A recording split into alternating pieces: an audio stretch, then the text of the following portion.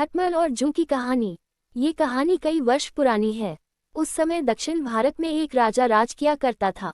राजा के बिस्तर में मंदरी सुरपिनी नाम की एक जू रहा करती थी, लेकिन इस बारे में राजा को कोई जानकारी नहीं थी।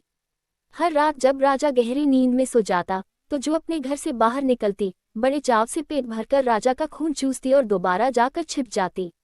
एक दिन न जाने कहां से उस राजा के बिस्तर में अग्निमुख नामक एक खटमल भी घुस आया।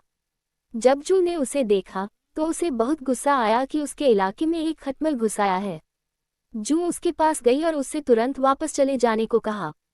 इस पर खटमल बोला, अरे जू बहना, इस तरह का व्यवहार तो कोई अपने दुश्मन के साथ भी नहीं करता।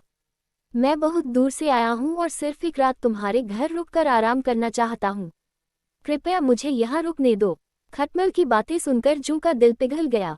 उसने कहा, ठीक है, तुम यहाँ रुक सकते हो, लेकिन तुम्हारे कारण राजा को कोई परेशानी नहीं होनी चाहिए। तुम राजा के आसपास भी नहीं जाओगे। जू बहन, मैं बहुत दूर से आया हूँ और बहुत भूखा हूँ। वैसे भी हर रोज कहाँ राजा का मीठा खून पीने का मौका मिलता है।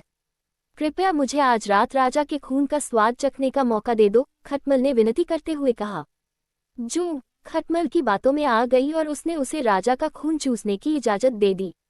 ठीक है, तुम राजा के खून का भोजन कर सकते हो, लेकिन उससे पहले तुम्हें राजा के गहरी नींद में सो जाने का इंतजार करना होगा। जब तक राजा पूरी तरह सो नहीं जाता तब तक तुम उसे नहीं काट सकते, जू ने कहा।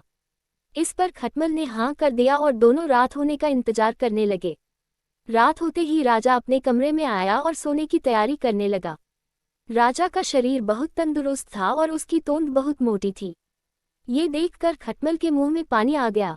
जैसे ही राजा बिस्तर पर आकर लेटा, खटमल ने न आव देखा न ताव और सीधे जाकर राजा की मोटी तोंद पर जोर से काट लिया और फिर दौड़कर पलंग के नीचे छिप गया। राजा दर्द के मारे चीख उठा और तुरंत अपने सिपाहियों को कमरे में बुला लिया। राजा ने सिपाहियों को आदेश दिया, सिपाहियों, इस बिस्तर में जरूर कोई खटमल या जू है। उसे तुरंत ढूंढो और मार डालो। राजा के सिपाहियों ने बिस्तर पर ढूंढना शुरू किया तो उन्हें बिस्तर में छिपी जू मिल गई।